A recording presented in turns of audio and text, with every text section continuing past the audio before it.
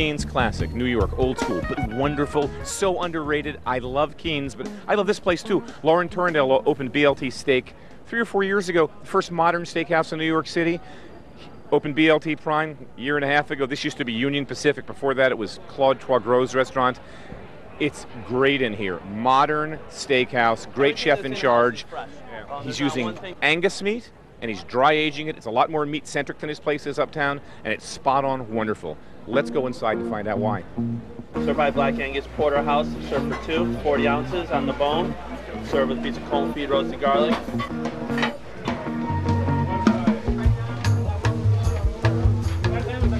We have our braised beef short ribs, served with a shallot red wine sauce.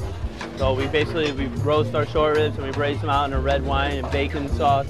Cook them for probably about like 3 to 4 hours. They're super tender. We reduce the sauce and we glaze the short rib with the sauce and garnish it all with a little bit of toasted shallots and some thyme. We're here with Laurent Tourondels at BLT Prime. You might remember we did Laurent back BLT Steak, which is a fabulous restaurant. Your idea of sort of reinventing the steakhouse. Talk a bit about that restaurant and how you differentiate it from this, because today we're at your 12th or 13th, I'm losing track, BLT Prime, which will go into the history of this place, but how do you differentiate BLT Steak from BLT Prime? Well, we actually serve dry aged meat at BLT Prime and will not serve dry aged only on special at BLT Steak. Then at BLT Prime, we also created a dry aged room where we dry age 3-cut the New York steak, the ribeyes, and the short ribs, and short loin. Short loin. On the bone, full filet mignon, full strip. That's about as perfect a T-bone as you're going to get. Little maitre d', what's it, maitre d' butter? Yep, just maitre d' butter. My personal favorite is the ribeye, especially since we're dry aging it in-house. It only makes sense if you're going to get a flavorful cut of meat that you get one that's dry aged. On the bone with the fat cap on the top. Exactly. Why is it, what is it about beef that makes it better by aging it for 21 days? You concentrated the flavor by letting water evaporate from the meat at the low percentage of humidity. So the room cannot be like a refrigerator. We have to have a fan who blows dry air to the meat. So that's how we get a good dry age.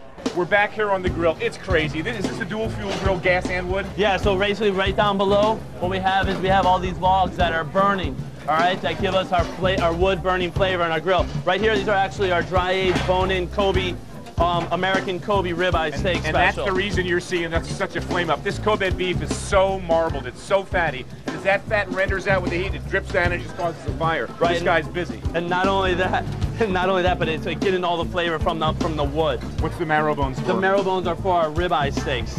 And if anybody wants marrow, because who doesn't like marrow? I was going to say, you know, ribeye, and it's not enough fat, I need some marrow. Right, exactly.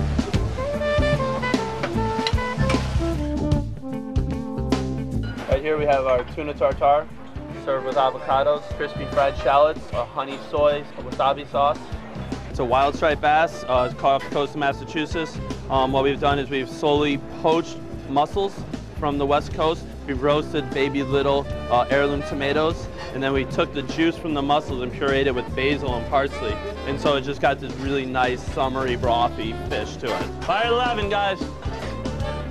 Talk about what you've done in modernizing the steakhouse. You've just transformed the menu.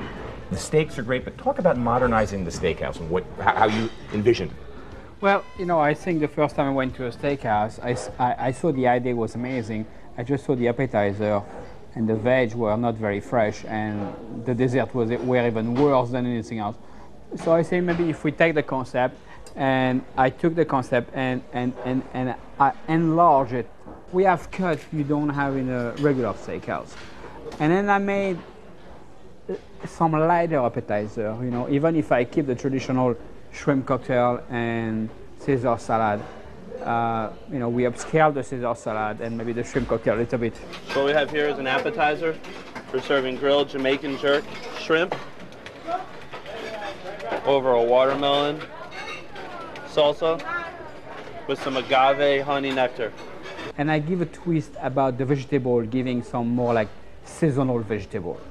And I think it's kind of nice to eat some vegetable in season and not frozen cream spinach. I mean, when you think of the classic steakhouse, it was a porterhouse, hash browns or home fries, and cream spinach, or boiled broccoli with crappy hollandaise sauce. But we still have cream spinach because people want cream spinach. We try to make it the best way as we can, you know. But we also, like, for example, right now during the summer we have nice side of heirloom tomato, marinated heirloom tomato. You know, we have all those pretty vegetables from different seasons. What we have here is our Japanese A5 strip loin. We cut to order, minimum 5 ounces while we sell it, $26 per ounce. Folks, let me just explain something. This is meat. This is steak. See the red stuff? That's meat. See the white stuff? That's fat. This is the foie gras of steak. That's insane. Yeah, it's ridiculous. The French, I mean, you have your own beef. You have Charolais cattle, which is, you know, a good cut, I suppose. How do you compare? 'Cause coming to the States, You cannot compare it. Meaning, There is no comparison. meaning The meat is better here. Hey, a steakhouse show was a blast. You know, kudos to Laurent Tourondels. He's a great story. You know, this guy had the wonderful restaurant Cello, goes on a holiday, gets a call from the New York Times, finds out he's out of work while he's on a vacation. And this was just like 2001, 2002. Comes back, and in this short span of time, really 6, 7 years, has carved himself this mini empire. Great, great chef, real serious chef. I mean, the fact that he's a steakhouse guy shouldn't really diminish the fact that he's really a great cook. And I think that's what's neat about what he does, what Tom Colicchio does, what a lot of the modern guys are doing, Mike Colameco to some extent at Porterhouse, is taking this old idiom and then bringing it forward with great desserts, great fish, great appetizers, wonderful side dishes, mushrooms, all sorts of stuff, so that steakhouses are suddenly interesting, not just for, you know, big old guys in suits with martinis, but for foodies. Because, hey, you know, steak is one of those great American ingredients. We're a beef country. So props to them. BLT Prime, really, really seriously good restaurant. Great wine program, too. Fred Dexheimer behind that. And Keen's is funny. Keen's I loved. Keen's I've always loved as a customer. Not that I eat there all the time, but, you know, once a year, once every couple of years. Been there since 18 whatever, 70 something. But it's under the radar. Keen's, you don't log on to Eater or Gothamist or Grub Street or City Search or, you know, pick up any of those websites and you don't read about Keen's. It's like under the foodie radar. It's not one of those places that's attracting a lot of publicity. Unlike BLT, they don't have a publicist that's really out there, you know, banging the drums.